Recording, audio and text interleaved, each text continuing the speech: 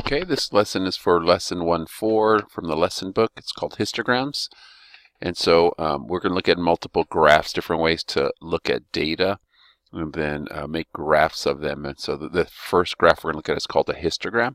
So here's a scenario of, again, just for example, 35 students responded to a survey asking how much do they pay per month.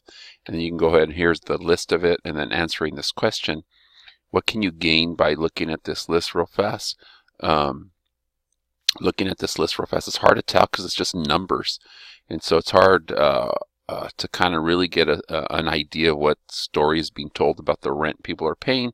But what does stand out are the extreme values, right? But it's hard to kind of really figure out what's in the between. I see zeros and I see some big numbers.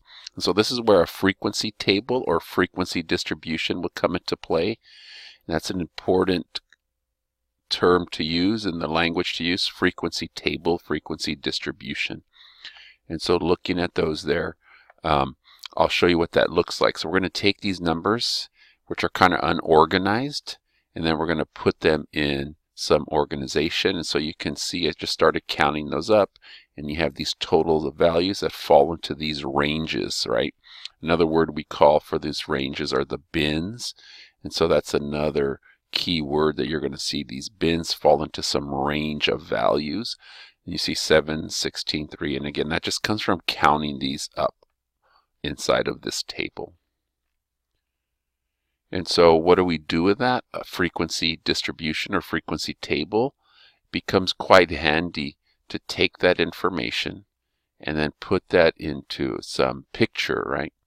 Into a histogram. So let's look at an example of what a histogram is. And so looking at a histogram here, there's the key term histogram. And so here's an example of what a histogram would look like.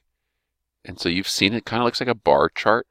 The key difference with the histogram though, right, is that the frequency in the vertical axis is given. But what we're looking at on the x-axis, how is this different, right, than the bar graph is that, notice there are numerical values down here, right? And that's different than a bar graph. And so you want to make sure you recognize it. But it's a histogram's a bar graph, but you have numbers on the bottom versus like categories. And so here's a picture of what is going on here. For example, on this first one here, you can see on this one right here, you can go ahead and see that this first bar here, there's a 7 students reported commute time between 0 and 14 minutes. So you want to make sure you're aware of that as you look at that there. And so then we can go ahead and answer some questions from this histogram here. There are your answers here. Notice the mathematics that I used to get there. And I think, again, where do I get some of these answers, for example? And again, notice the language of bin. Those numbers come again from the height of those bars. That's the frequency. That's where the 17 comes from. Right there. There's your 17. How many? 60 or more minutes. And so then that's going to come up from right here. There's your 3. You got your 3 right here. There's your 2, 1, and 1. And there's your total from... There's your total. Make that 3 a little better so you can see 3, 2, 1, 1. And so you can go ahead and take a look where I'm getting those answers from.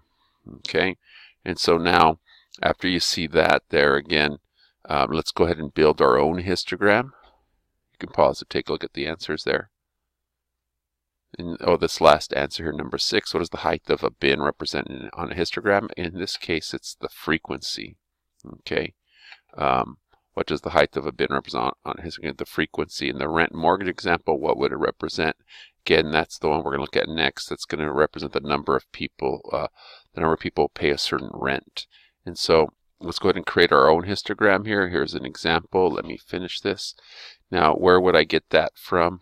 Make sure you know how to build that. Sorry for the kind of crooked picture here. But you have those bars. Where am I getting those bars from? I'm getting them from the original a frequency table. So usually a frequency table can be converted into a histogram.